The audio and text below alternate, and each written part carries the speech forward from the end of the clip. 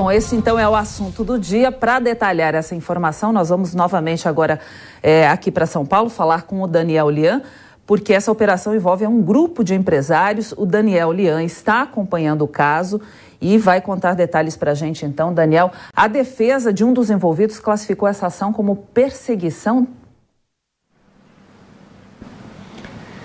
Oi, Cláudia, boa tarde a você, boa tarde a todos. Isso mesmo, como perseguição, e foi exatamente a defesa do empresário Afrânio Barreira. O advogado dele, Daniel Maia, classificou como uma perseguição, já que se tratava de um grupo de WhatsApp, um grupo fechado de WhatsApp e conversas aleatórias, e que não trata-se, eventualmente, de qualquer teor golpista. Daniel Maia, advogado de Afrânio Barreira, falou sobre este tema.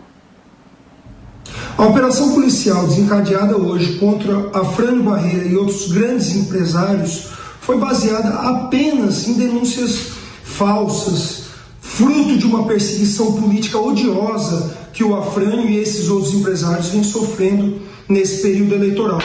Foi apreendido apenas 2 celulares e o Afrânio está absolutamente tranquilo, querendo esclarecer os fatos voluntariamente à polícia, pois tem certeza que após as suas declarações, esse inquérito será arquivado sem nenhuma consequência para ele e para os outros empresários, mas com consequências gravíssimas para as pessoas que fizeram essas denúncias falsas.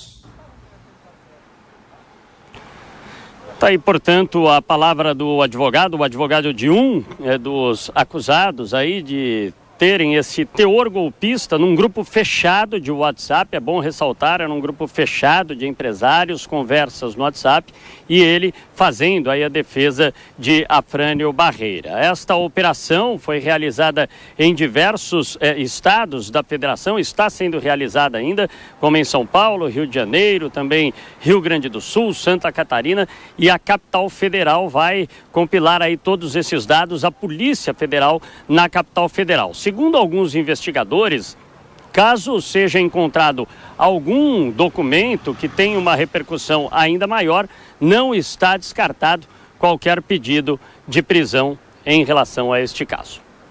Muito bem, obrigada então, Daniel Lian. A gente continua falando sobre esse caso. Agora nós vamos acionar os nossos comentaristas. Hoje temos o Jorge Serrão e a Fabiana Barroso aqui com a gente no estúdio. Começando pela Fabi. Fabi, você acompanhou aí essa operação nessa manhã de terça-feira, foi o assunto desta manhã toda, né? Continua e deve seguir assim daqui para frente. Como você viu essa apreensão agora de manhã? Boa tarde, Cláudia. Boa tarde a todos da audiência da Jovem Pan. Vamos lá. O sistema acusatório do Brasil está sendo violado neste momento por esses entes múltiplos, tanto na figura do ministro Alexandre de Moraes, como também os agentes da Polícia Federal que estão cumprindo esse mandado de busca e apreensão diversos e também forçando a oitiva desses empresários. E a gente precisa lembrar aqui o que diz o processo penal acusatório no Brasil. Isso ainda não foi colocado à terra, jogado no lixo, né? Então, primeiro, essas pessoas não teriam prerrogativa de foro, conforme diz a Constituição no artigo 102, então elas não poderiam estar sofrendo qualquer sanção e determinação de um ministro. Depois também eu tive acesso do mandado ali, vem como qualquer outro que está sob sigilos requerentes, etc. No entanto, foi noticiado, e eu vi a notícia crime, que é uma associação de juristas que achou, né, aquelas mensagens tiradas do contexto, a gente precisa lembrar disso, e de um grupo de empresários privado. Também é direito no Brasil que qualquer mensagem de grupo de WhatsApp privada, quando você coloca isso para as pessoas de uma forma indiscriminada para tentar imputar um crime, aliás, que nem existe o crime de golpe no Brasil, mas você está violando a privacidade dessas pessoas. E aqui a gente ouviu o advogado um dos empresários do Afrânio, o doutor Daniel. Ele disse que as consequências serão graves para as pessoas que estão fazendo acusações falsas. E tem mais também. Essas provas, elas são nulas no processo, porque são provas ilícitas, não são provas que a justiça pode achar que vão fazer algum tipo de prova. E as mensagens ali, pelo menos o que foi vazado até agora, só diz o que eles pensam a respeito. Então tem a ver com liberdade de expressão e não é nenhum ato preparatório para qualquer tipo de golpe. Muito bem, a gente vai chamar também a Tameia da Nelon para participar dessa conversa agora. Muito bem-vinda, uma boa tarde, Tameia. Gostaria que você comentasse aí, a gente estava falando há pouco, antes de começar o jornal aqui com a Fabi, ela falou que poderia gerar uma insegurança jurídica, essas questões todas. De que forma você viu essa apreensão, essas acusações de empresários que estão bolsonaristas por supostamente defender um golpe de Estado em um grupo de WhatsApp? Boa tarde a todos. De fato, causa muita insegurança jurídica essa decisão, né? Como a Fabiana abordou, essas pessoas que sofreram buscas e apreensões, que são diligências muito invasivas, elas não têm foro privilegiado perante o STF, não são deputados federais, não são senadores, não são ministros de estados, então não há qualquer justificativa para que elas estejam sendo vítimas de uma operação determinada pelo STF. Esse é o primeiro ponto.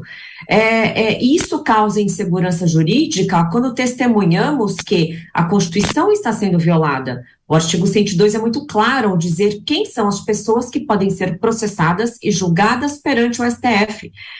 Também, como salientado pela Fabiana, essas conversas eram trocadas no ambiente privado. Então, quando há essa violação à intimidade das pessoas, essa prova é considerada prova ilícita. Há decisões do próprio Supremo nesse sentido. Então, de forma alguma, elas poderiam embasar uma busca e apreensão. E vejam, esses empresários que estavam apenas trocando mensagens, falando a opinião deles a respeito de algumas instituições, a respeito do Supremo, a respeito do TSE, eles têm total liberdade de expressão. E não poderiam ser incluídos no inquérito que está aberto há mais de 3 anos. Veja, o inquérito é aberto a partir da prática de um crime, e não pessoas são inseridas em inquéritos que já estão abertos há muitos anos, onde o próprio Poder Judiciário investiga e muitas vezes nem o Ministério Público tem participação. Foi noticiado hoje na imprensa, agora recentemente, que não foi colhido o parecer do Procurador-Geral da República antes de serem realizadas essas buscas e apreensões. Então, são várias irregularidades atentatórias ao Código de Processo Penal, contra a Constituição, e lendo o teor dessas conversas que foi divulgado na mídia, não há prática de nenhum crime, porque a Lei de Segurança Nacional diz que para que haja um ato contra o Estado Democrático de Direito, tem que ter o emprego de violência ou grave ameaça. E nada disso foi utilizado, foram apenas conversas.